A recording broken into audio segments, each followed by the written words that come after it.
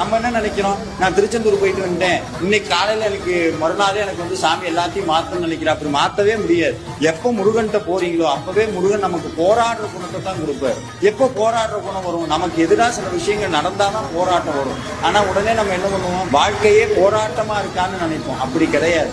அந்த வாழ்க்கை போராட்டத்தையே சாதனையா மாத்தி, யாரெல்லாம் நம்ம முன்னாடி நம்ம இவெல்லாம் ஒன்னும் பண்ண மாட்டான், இவெல்லாம் தோத்து போயிடுவான், இந்த உலகம் சிரிச்சுக்கிட்டு இருந்த உலகத்துக்கு மத்தியில ஜெயிச்சுட்டான்னு எல்லாருக்கும் சொல்ற அளவுக்கு முருகன் மாத்துவார்.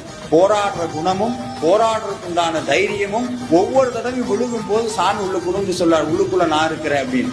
நம்ம சாமி நம்மளுக்கு இவ்வளவு சோதனை கொடுக்குறாரே முருகான்னு சொன்னா நம்மளுக்கு முன்னாடி யாவருக்கும் பயமேன்னு வண்டியில போவார். அப்ப நம்மளுக்கு என்ன வேணும், அசைக்க முடியாத நம்பிக்கை வேணும்.